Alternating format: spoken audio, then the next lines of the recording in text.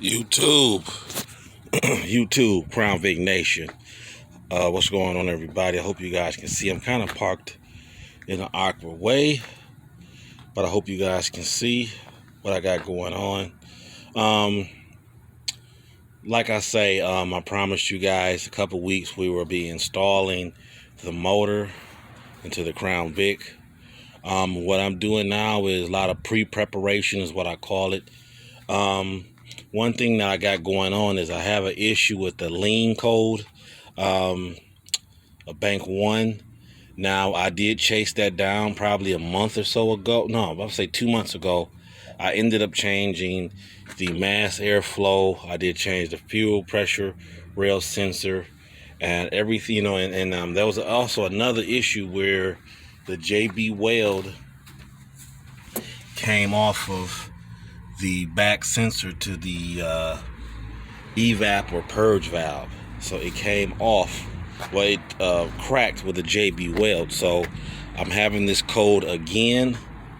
So I'm trying to chase it down right quick and see if I could get rid of it before I have the engine put in, because I don't want any check engine lights coming on when I am installing a new engine and a rebuilt trans. So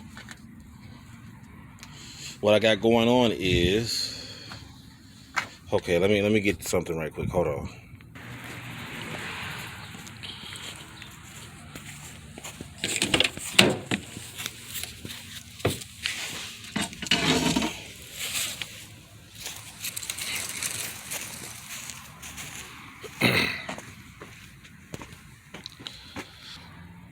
Which is this one, which is one I just finished not too long ago. It doesn't have a mass airflow meter in there. Like I said, I showed you guys how to build this. I was going to wait to put this one on the new motors while I haven't used it yet. So that's why I still have this one. And there. Another thing that I'm doing, like I say, is a catch can setup. Here is, hope you guys can see. I'm going to look at the video when I'm done and make sure it makes sense. So what I'm going to do, here's a catch can, inexpensive catch can setup, like I say. What I'm going to do, comes with a couple little brackets or whatever that you can hook it in this wheel weld right here, a little bit high up, not too high up. They send you this hose, and because I cannot make this small hose, I mean, sure, I probably can buy bigger holes or whatever, but I like to clear, that way I can see stuff. So what I've decided, I had a spare vacuum hose, PVC hose. What I end up doing, and what I plan to do, and I'm going to show you the finished product of this, is I'm going to add a, 1/4 MPT to a 3/8 at the top. I'm going to hook it in here, but I'm probably going to have to cut a little bit of this off, and then I'm going to be able to set it in there, run my line over here. One line will go in here, and then I'll cut it wherever I don't need it, even though I'm almost thinking black will look better, so we'll see. I might change it down the road, but right now it's okay. So I'll cut the line, reverse it, and then we will have, where is it at? I just had it. I will take this piece, cut it, and have it come out to go to the other side of the catch can. And then I guess this is a thing that lets you know when the catch can is full. You unattach it, unscrew that bottom plug, and there you go. Another thing that I want to talk about right quick is, one thing I do believe that is wrong with this car is it has a weak fuel pump. When I corner hard, it loses power, and then it regains power, like if the fuel get a little too low. So what I'm thinking is that it's something wrong with the fuel pump and or hat. So, and I've neglected to put this on when I had the rear end off, which You know, sometimes you just want to get things done and get it rolling. Definitely something like a rear end is which I showed you guys last time.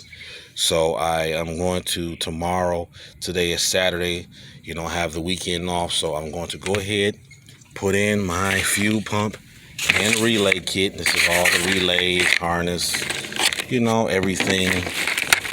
And another thing, like I say, is I do it like this.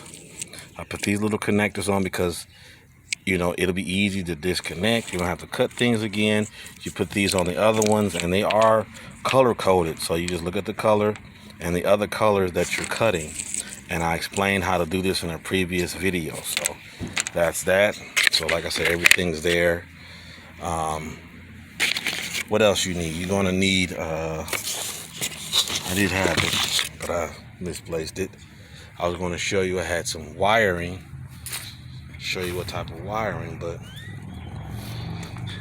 you're gonna need about 12 feet, I believe 12 or 6 feet of negative, and you know, positive. I mean, this black can go for positive too, but you know, mostly grounds, or you know, you use that for a ground, I should say, ground and power. You know, red is pot, black should be, you know, that's pot, that's ground. So those are what you're going to need. I'm going to get that installed. Also, with the exhaust, I have to hook this bong, because like I say, I have to figure out a place to put this oxygen sensor. I have talked to Mo at Marty's Speed Shop, and we're going to eventually do a full tune, you know, so I'm prepared to do that. I do have to get all this hooked up.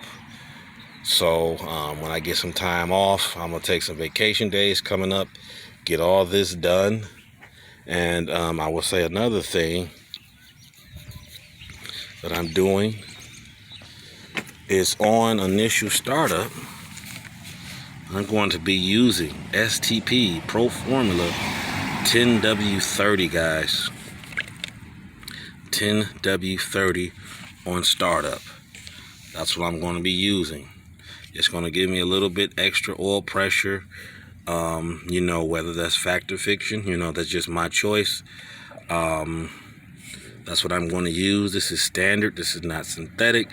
This is not a synthetic blend. You know, this is a conventional standard motor oil.